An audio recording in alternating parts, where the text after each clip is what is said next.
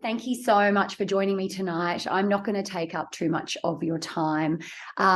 Really, I just wanted to go through my inspiration behind creating both the Strip Bare program and even my hormone reset program, but more to give you an insight into the link between detoxing and weight loss, because I see it all the time in clinic.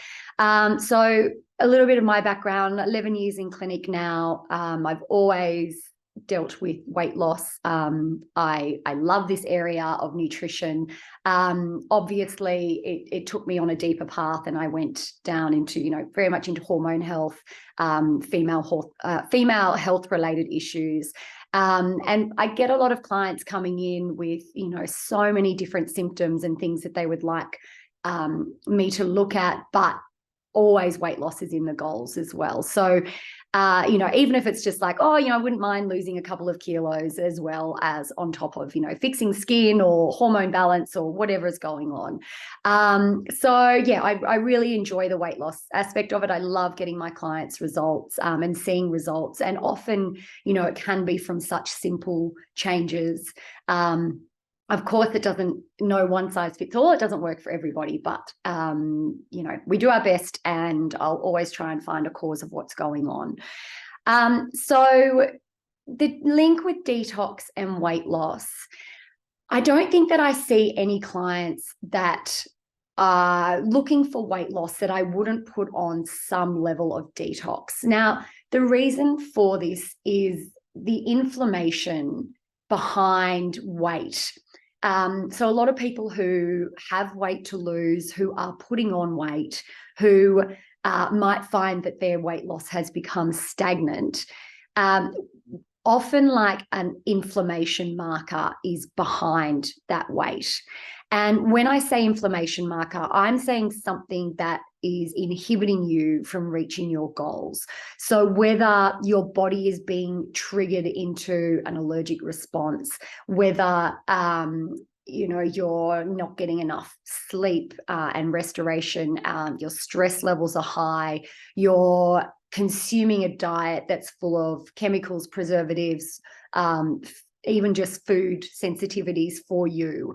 These are all inflammation markers and things that can decrease your chances of losing weight. Amongst other things, we've always got to look at and take into consideration our hormones, including reproductive hormones, especially my girls, including myself, coming to perimenopause and menopause. So, another stage of life, navigating these changes, and it's going to happen to all of us, I have to say.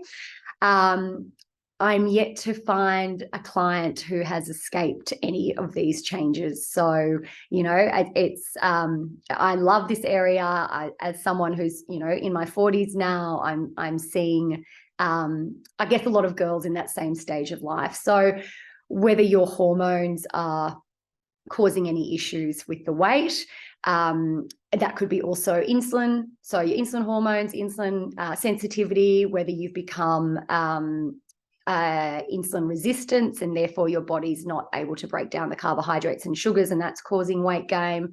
Your thyroid, obviously, which governs your metabolism. So these are all factors that come into weight gain and weight loss, and something that I'd always take into consideration when we're going through this. What I really want to touch on today is more the diet side of a detox, and what effect, going on a really good detox can have on your weight. And for anyone who's been following me since I've released the Strip Bare cleanse, I've had clients losing, up to 5 kilos in 10 days. Now that is really significant. These are not, obese clients. I really want to stress that. These are girls who feel like their body has changed. They're not particularly overweight. So losing 5 kilos is significant. And the reason for that is it's a really short amount of time.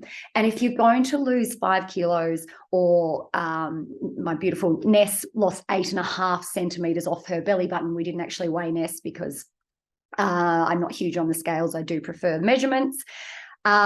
lost 8.5 centimeters in 10 days. Now, someone like Ness had actually been doing a cleanse program, I think for 6 weeks, and she'd just finished that maybe a month before, and she'd lost something like 7 or 8 kilos already. So she was at the end of what should have been her weight loss. So for her to suddenly drop another 8.5 centimeters off her belly button, as a woman in her 40s, is significant, along with the 5 kilo loss. So what this says is there must have been some inflammation underlying that we've managed to cut out or find with this, the 10-day cleanse. And whether it is a food additive, preservative, or food sensitivity, by removing that food, we've seen that significant change, or that weight has dropped quite dramatically and quite quickly. So it's indicative that something is going on. And that's why I always start with the detox, because you can get those quick results. And it's also going to give us a little bit of a baseline for your diet, bringing you all the way back to basics, and give us room to move to see what's going on. So with, say, the Strip Bare cleanse, it is hardcore, which is why it is only 10 days long. But we've cut out soy, dairy, gluten, grains, legumes, lentils, vegetable oils, sugars, caffeine, and alcohol. Now, in society, these are contributing to, a lot of escalating symptoms that we're seeing, especially around the mental health. So, there's a lot more diagnosed ADHD at the moment, a lot more stress, anxiety, especially as we come into this perimenopause, menopause stage as well. So removing these foods I have found to be super effective for not just the weight loss link, but also calming down the nervous system, assisting with, better sleep, better energy, so assisting the adrenals. So with the Strip Bare cleanse in particular, I know that it is very lean. I've obviously done it myself, and I keep going back to it for reasons I'll get to down the track. But it is very lean, which is why I've only made it 10 days. I really want you to see how good you can feel in that time, and the changes that you can make. And I want it to be that baseline diet that when things are feeling a bit out of control, that you can recognize that in the future and go back to it and just do those 10 days, minimum 6, but up to 10 days being optimal. So that's one of the reasons I did create this diet. And I know that that's, why it is a shorter length of term. I don't expect anyone to omit those food groups for a long period of time. I think it would be very challenging to live a normal life and be in society, knowing what the foods that they're cooking with, vegetable oils, things you can't control. So that's why we do the 10 days. It means that you can have a really good look at what you're eating and how you're feeling during that time, and make the changes afterwards accordingly. Like if you're like, you know what, I would like to continue eating legumes and lentils, I'm going to give them a try, put them back in, and see how you feel, and so forth. So that way you've got more control about what you're doing, and what you're putting in your body. So with the cleanse as well, and with any detox, one of the big components is we're taking out those processed foods. Now, processed food is anything that you cannot replicate in your kitchen. So that might come as a bit of a shock to you, because I think in society these days, our processed foods has really crept up, the convenience of it all. I'm a sucker for it as well, especially with children, and just having those easy pantry items. I'd love you to go and look in your pantry. If you read the list of ingredients, and if there's anything that is a number or you can't pronounce, it's very highly likely you're not going to have that food in your pantry, and therefore would not be able to replicate that food. So that's what we consider to be a heavily processed food. And they're the things that can trigger so much inflammation in the body. So we're cutting that out in its entirety in the cleanse. That alone will mean that you're already cutting out vegetable oils. So, your canolas, your cottonseed, your sunflower seed, all these revolting oils that should be at the bottom of the silo and not in our bodies, that do disrupt our hormones, that do cause a lot of inflammation, that can lead to stagnant weight loss or even weight gain. So cutting out those processed foods is a really surefire way that you're going to remove a lot of those ingredients that could be causing issues as well. Now, with the cleanse in particular, because I am a holistic practitioner and I like to target, every aspect of our health, I've included a journal in there. So first of all, I love my clients to write their goals down, and they can be, as intricate as you like. And then from there, each day that you're doing the cleanse, I do like you to record a journal. I like you to write down if you're doing exercises, and just recording how you're feeling, because it really does make a significant difference when you get to the end of it and you can look back and go, those first few days, they're always going to suck. You're going through detox symptoms, headaches, nausea. Usually day one's okay, but day 2 and 3 can be particularly hard, especially if you're cutting out coffee. It's not a bad thing. It's just, I think often the worse signs we have, the more your body probably needed that detox. So think of it like that to try and get yourself through it. Drink lots of water. Try not to have the Panadol. It's, again, a toxin that we're putting in our body. So we're trying to eliminate that and to just let your body go into this reset, heal and seal mode. So by cutting out these foods, you're after, the first initial shock to your body when you're not relying on caffeine to buoy you up all day, you should start to feel a lot better. And I want you to record those things down, because that's what we're looking for. I'm looking to see, for you to look back and go, you know what, I actually did feel $1 million when I wasn't having 2 glasses of wine every night and my sleep improved. And I was literally making food from scratch and not putting any crap in my body. It's a really good diary to have, so that, those days that you hate me, you can go back and check that you have felt better. So from that point of view, I am really trying to get you into that whole mental health space and trying to get you to nourishing yourself from every angle. So we've got the diet going, and we've also got, the mindset going as well. And even writing a little gratitude list at the end of each day. It's a little practice that I've taken up. And sometimes you sit there going, oh, I don't know, the coffee was good, or you won't be having coffee. Like the kids were in a good mood or something like that. It can be really basic, but at least it puts you into that better headspace and to be a bit thankful for, everything we have, because, there's a lot of shit in the world at the moment. Reining it back in though. So linking detoxing and weight loss was the point of the webinar. I wanted you to be able to recognize that taking out a lot of these inflammatory foods could be the exact cause of why you can't lose weight or why you're putting on weight. And I feel like it's a great starting point for anyone who's going on this journey, whether it be, entering perimenopause, menopause, thyroid disorders, whatever's going on, it's a great place to start. With, say, gut repair, you can add this in if you feel like you needed to. I would probably recommend doing a 10 days of the cleanse, and then from there deciding what your next path is.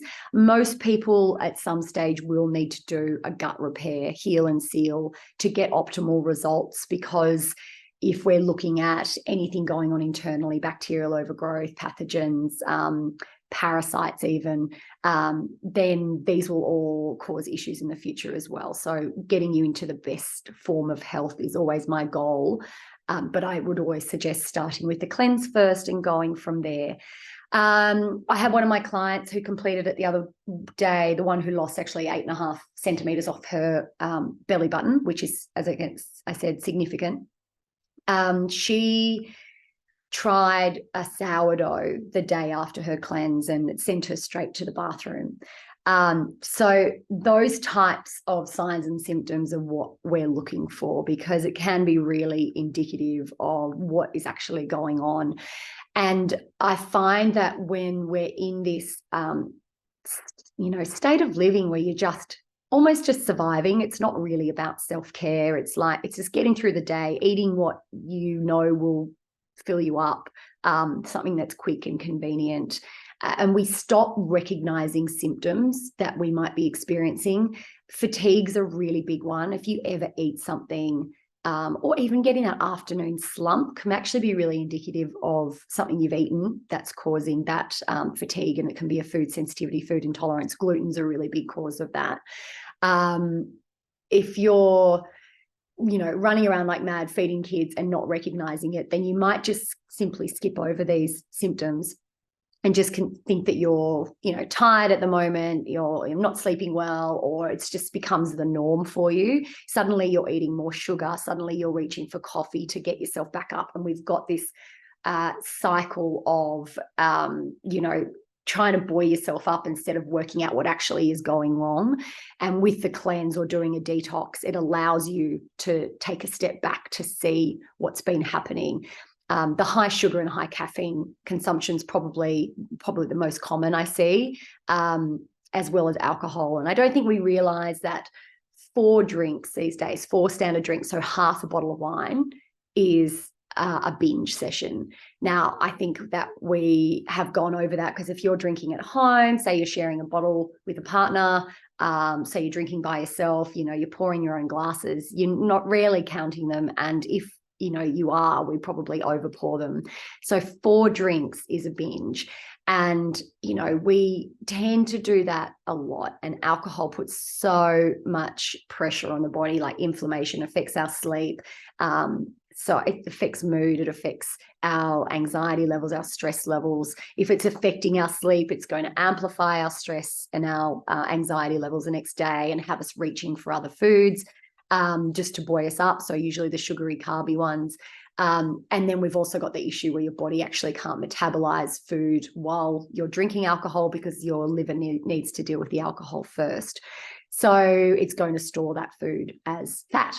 So there's a lot that goes in, that comes with alcohol. They say it actually takes 6 weeks for the full effects of alcohol to be out of your system, which is quite a long time. And then I heard something recently where it's like, every year of drinking means that you need to take at least 3 months off alcohol to repair that, or something like, it makes you take a step back and realize, what the hell is alcohol doing to me? I'm not a teetotaler. I do love my drinks. And, I'm never make anyone do that for long term, but I think it's a really good way to start to relook at our alcohol consumption, at least when you're doing a cleanse, and going, I'm either going to have none during this time and see how I feel, how I sleep. And then when I do come back on the alcohol, limiting it to about 4 glasses over the week, and never more than that in one setting is a really good place to start if you're not someone who wants to go off alcohol long term. And I totally appreciate that and understand that. And I am also one of those people. So zero judgment. So going back to Ness, who did get, went straight to the bathroom after having this sourdough, as I said, can be a sign of an intolerance. And once we finish doing a cleanse, it's a really good idea to slowly bring these foods back in to see how you feel, and to see if anything triggers a reaction in you, any signs and symptoms at all. Like I said, the fatigue, bloating, stomach cramps, going straight to the bathroom, interrupted sleep, heart palpitations. So some people feel like they might have anxiety. It can be a sign of a food intolerance. And I feel like this is a great place to start by doing the cleanse and then integrating these foods back in. Maybe see how you feel. I have so far come across a lot of clients, including myself, who no longer has coffee. I know it sounds bizarre, but fine with a decaf and still get that taste and have the routine, which I'm fine for you to continue during a cleanse. But knowing that I don't need it now, I don't have to rely on it, is a big game changer, and having that sustained energy throughout the day as opposed to that up and down, which caffeine can cause. So in saying that, I'm sorry, I've just chewed your ears off for 20 minutes flat. If you have any questions about the cleanse, you can do it anytime. I just decided we'd do a community one starting this Monday, the 21st, because I know that last time I did one, a community cleanse, it was just amazing, the results and the support, and you know, everyone buoying each other up along the way. And I love being there to be able to support you and answer your questions as well. So I'm happy to start a Facebook page if that makes it easier for everyone to come and, you know, have a chat and post recipes and pictures and things like that and ask any questions.